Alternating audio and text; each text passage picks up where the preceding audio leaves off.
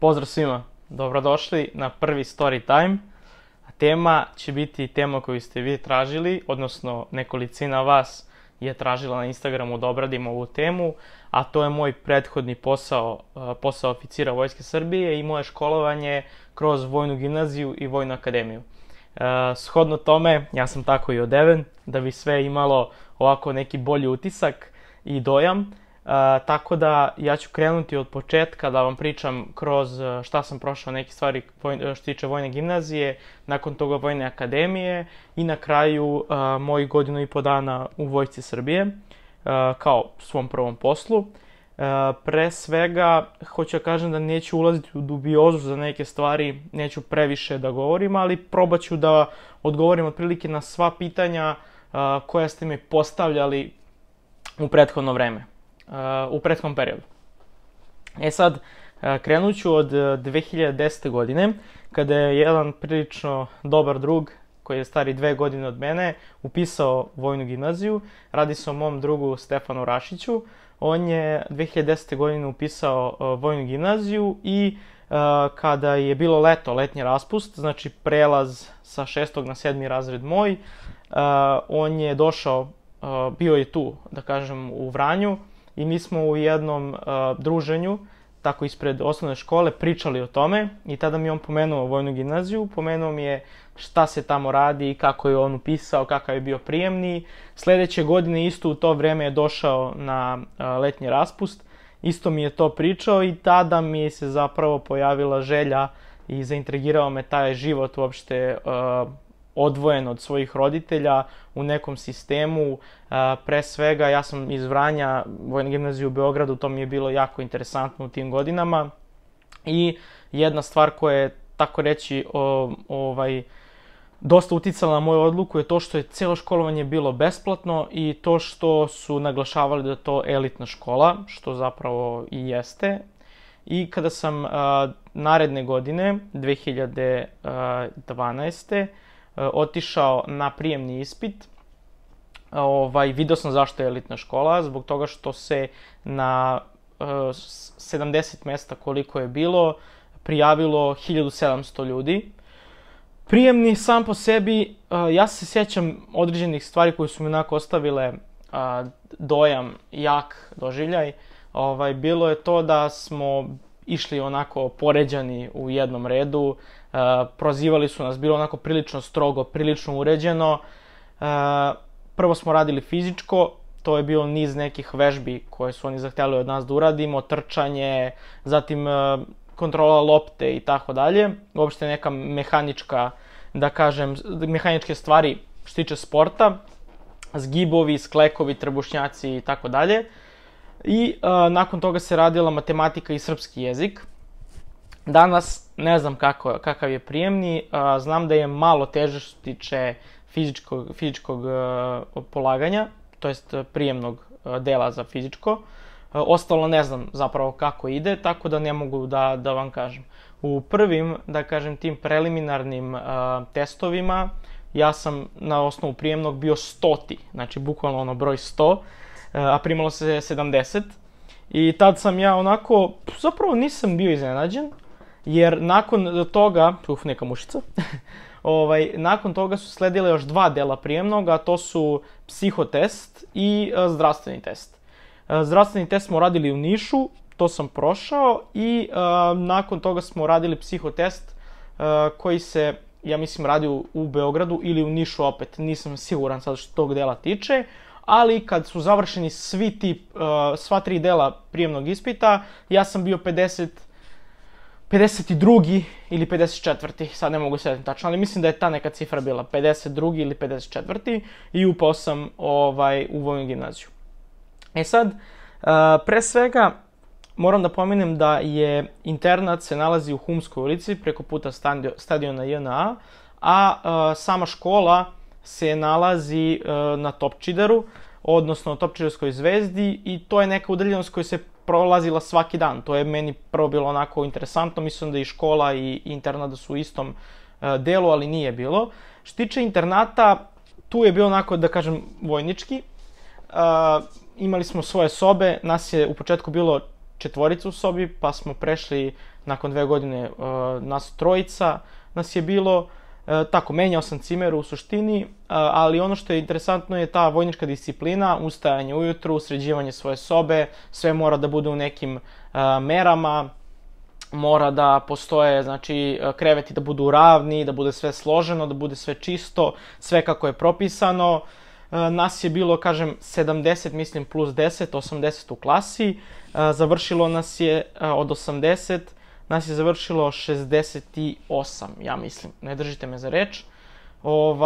Ali, opet kažem, u internatu smo jeli, imali smo svoju kantinu, tu smo živeli, tako da kažem. Imali smo sportske terene, imali smo salu za košarku, salu za gimnastiku, znači puno toga zapravo. Sada taj internat izgleda mnogo, mnogo bolje. Ja sam, mislim, pre 4 godine išao i to je totalno drugačija stvar od one koje sam ja zatekao, odnosno u kojoj smo mi živeli. Što tiče stolarije, promenjena je, znači dosta je modernizovana, sad to mnogo bolje izgleda. Kod mene u klasu su bili svi muškarci i tek nakon 2 godine je počelo da Vojna gimnazija upisuje i devojke. Tako da mogu reći da nam je bilo okej što smo bili svi muškarci, nekako je drugačija atmosfera zavladala kad su došle, da kažem, devojčice u srednju školu, ali eto, što se tiče toga, znači jutarnja neka rutina, postrojavanja, onda neke obaveze što tiče čišćenja, mora da se čisti taj krug, svaka klasa ima svoj deo kruga, pa se nekad ustaje i u 5 ujutru, da se čisti taj određeni deo kruga kada ste vi zaduženi za njega. Čiste se zajedničke prostorije, hodnici, TV sala, kupatila, WC, sve to čistite vi, znači ne postoji čistačica ili tako nešto, sve to čistite vi. I tako učite neke određene stvari kako je biti vojnik na početku, onaj najniži, da bi kasnije naučili neke druge stvari da komandujete i tako dalje i tako dalje. Što tiče dela vezano za školu, mogu reći da je škola prilično teška. Ja sam imao prilike da prisustvujem nastavi mojih prijatelja koji su pohađali gimnaziju u Vranju. U to vreme video sam koliko je zapravo ozbiljnija moja škola, odnosno koliko je ozbiljnija Vojna gimnazija, koliko se zna red, koliko se zna šta se radi, kad se radi, da mora da se uči, da ne može da se položi ako ne znaš neke stvari i tako dalje. Tako da je meni Vojna gimnazija bila prilično teška, kako na psihološkom nivou, tako i što tiče učenja. Imao sam okej prosek, nešto iznad 4,20, ali sam kuburio sa matematikom dosta, a matematika je najbitnija i za polaganje što tiče akademije i kasnije na samoj akademiji. Međutim, radio sam kampanjski, uspeo sam da to nekako nadoknadim i završio sam Vojnu gimnaziju. 2016. godine radili smo prijemni za Vojnu akademiju. Da, hoću da još nešto pomenem vezano za Vojnu gimnaziju. Što tiče Vojne gimnazije, tu ste, da kažem, imate neku prednost zato što dobijate određenu stipendiju. To je nešto malo bilo u vreme kada sam ja bio u Vojnoj gimnaziji, mislim da je 4.000 ili 5.000 mesečno, vam oni daju kao za troškove za vaš život. Mi smo to nazivali plata, ali dobro, to je neka vrsta školarine, stipendije, kako god. I naravno imali smo te neke nastavne posete gde smo zajedno svi, cela klasa, znači vaša generacija jedna se zove klasa i cela klasa je odlazila na te nastavne posete. Većinom su te nastavne posete bile u vojnim objektima, znači nebitno, kasarna u Novom Sadu, pa kasarna u Šapcu, pa kasarna tamo, kasarna vamo, ovaj odred, onaj odred i tako dalje. I imali smo neke nastavne posete koje su bile van vojske, a opet ticali su se nekih geografskih stvari vezanih za Srbiju. I mogli ste se baviti raznim sportovima. Ja sam najviše trenirao košarku i pred kraj Vojne gimnazije sam se zainteresovao za jedrenje. I sad završili smo tu priču vezano za Vojnu gimnaziju. Hoću da vam kažem da nije bilo ni malo lako, niti je danas lako. Neki kažu da je danas lakše i da su malo popustili profesori, ali u moje vreme to nije bilo tako, bilo je prilično onako teško i od nas 68-50 je upisalo u Vojnu akademiju. Mi nemamo nikakvu prednost u odnosu na civile, tako reći, na ljude koji nisu išli u Vojnu gimnaziju, već već smo radili isto prijemni kao i oni. A što tiče prijemnog za akademiju, to je bila fizička, opet, fizičko se polagalo, fizička priprema i polagala se matematika. I ja sam tu bio 50, znači se primalo, ja sam bio 47. I odabrao sam smer menadžment u odbrani, to je pre bila kopnena vojska. Pre toga sam konkurisao za pilota i nisam prošao na delu za zdravstveni prijemni, odnosno zdravstveni pregledi, pošto su za pilota testovi mnogo stroži i gledaju se dosta te sitne stvari, tako da je mnogo nas popadalo tu. Što tiče test inteligencije, tu sam stvarno prošao jako dobro, ja sam zadovoljan.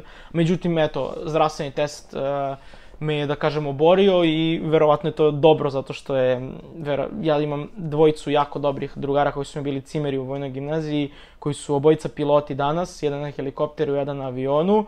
Ovim putem ih pozdravljam. I znam koliko je njima bilo teško i koliko je to odricanje, koliko je to naporno, koliko to zahteva fokusa, sati i sati učenja i tako dalje. I ja sam upisao menadžment odbrani sa ciljem da upišem modul, odnosno smer rečne jedinice. To je, znači, ostatak mornarice iz Jugoslavije i to mi je bilo onako najinteresantnije zato što, kažem, krajem vojne gimnazije, na kraju vojne gimnazije sam počeo da se interesujem za jedrenje i kada sam upisao vojnu akademiju, odmah sam počeo da treniram jedrenje. Bilo je to super, vidjet ćete tu neke slike koje idu, sve vreme verovatno do sad idu neke slikice, ali vidjet ćete tu neke slike što tiče jedrenja, nekog svetskog prvenstva u Italiji, pa nekih priprema, pa osvajanja nekih medalja ovde u Srbiji, regata i tako dalje. To je jedna od najlepših stvari koje se sjećam vezano za vojnu akademiju i jedna stvarno spektakularna stvar koju vjerojatno nikad u životu ne bih uradio da nije bilo vojne akademije i tog smera rečne jedinice. Tako da, ajde da kažem, prve 2 godine sam pohađao smer menadžment odbrani, tu smo imali razne terene, razna gađanja, da kažem, posetili smo razne kasarne, razne terene, razne odvojene komplekse vojne i tako dalje. To je bio onako drill, trebalo je izdržati sve to. Pored tih vojnih stvari gde ste u uniformi, radite neka dežurstva, radite određene stvari vezane za samu vojsku, imate i drugi deo koji se tiče škole, fakultet, opet prilično težak fakultet, slobodno mogu to da kažem, profesori su stvarno onako na nivou i drže do toga. Verovatno je pre i teža bila vojna akademija, učili su neke kompleksnije stvari, ali slobodno mogu da kažem da je jedan od težih fakulteta kroz priču sa drugim ljudima. Znam da je vojna akademija, posebno neki smerovi koji su tehnički smerovi, su dosta teži. Ajde da kažem, menadžment odbrani je onako malo lakši smer, zato što nema toliko jake matematike.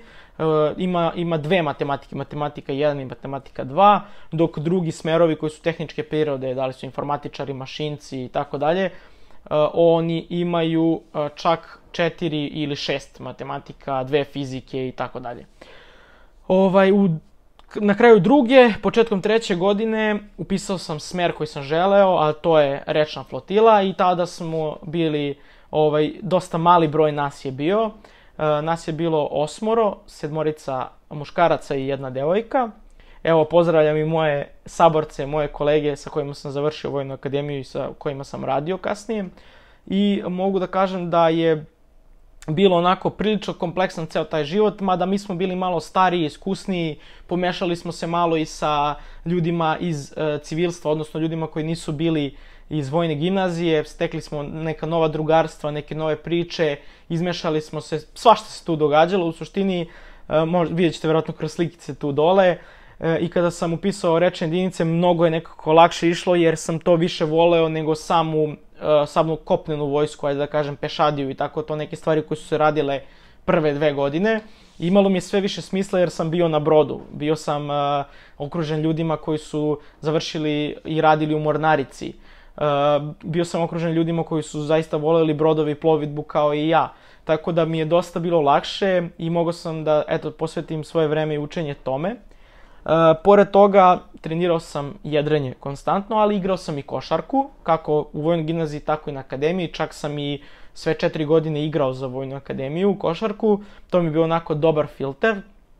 Nisam bio preterano, da kažem, dobar đak, ali mogu da kažem da sam završio sa prosječnom ocenom 8.0 i sad ću vam pokazati diplomu. Sad ne znam da li se vidi.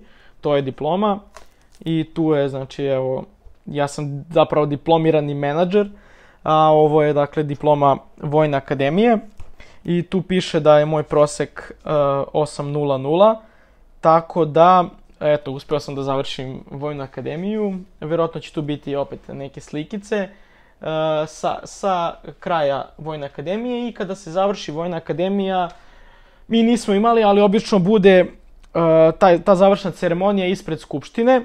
Mi smo imali to na akademiji zbog korone i eto, to je onako malo ponižavajuća stvar za mene i moju generaciju, jer su neki od nas od 2012. godine sanjali taj dan kada će biti ispred Skupštine, bacati šapke i tako dalje. Ali eto, završili smo Vojnu akademiju, dobili te neke stvarčice koje se dobijaju kad završite Vojnu akademiju i postanete oficiri. I kada sam postao oficir dobio sam svoje prve činove, odnosno svoj prvi čin. Ovo je čin potporučnika, ovo je mornarički čin, odnosno činovi rečne flotile, rečnih jedinica. Tako da, otprilike, to je bilo to što se tiče školovanja. Vjerojatno sam preskočio neke stvari jer imam puno toga da kažem definitivno, ali eto, to je neki osvrt na to. Nije bilo lako, mada sam ja ajde da kažem, krajem 3. početkom 4. godine nekako ishvatio da možda to i nije moj poziv i krenuo sam da učim neke druge stvari sa nekom željom da u jednom momentu možda naučim nešto bolje, vidim da je nešto profitabilnije, da me nešto više vozi u životu i da promenim profesiju, što se kasnije i desilo. Ali kada sam počeo da radim, dobio sam svoje prvo radno mesto na brodu u Novom Sadu. Pre svega, to sam i želeo, zapravo želeo sam da dođem u Novi Sad, želeo sam brod koji se sada zove višenamenski brod, mi smo ga zvali Minolovac i dan danas ga zovemo.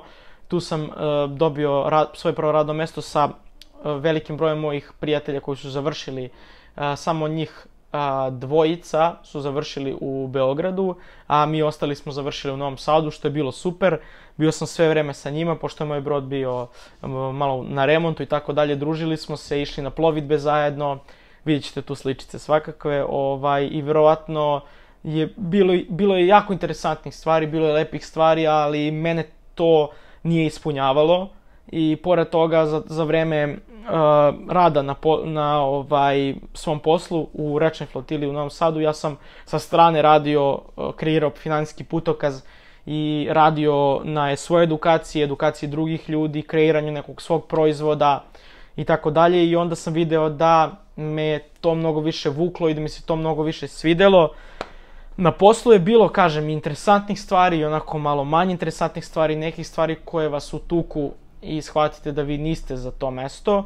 Ja neću pričati sad o nekim konkretnim stvarima, zato što to je stvar koju sam ja želeo da radim u nekom trenutku svog života i onda mi se više nije svidela. Promenio sam svoju okolinu, ne želim da pljujem po tome što je tamo bilo, jer mogao sam da ostanem, to bi značilo da mi je super, i mogao sam da odem ako mi nije dobro što sam i uradio.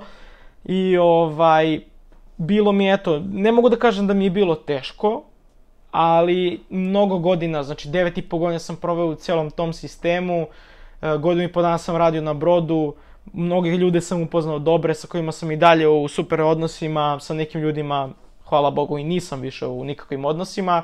To je sve normalno, to je sve život, na vama je da odaberete vaš put. Sada će na kraju ovog snimka da bude moj posljednji pozdrav od strane ljudi sa broda kada sam odlazio, kad sam napuštao vojsku, i vjerojatno ću time i završiti ovaj story time.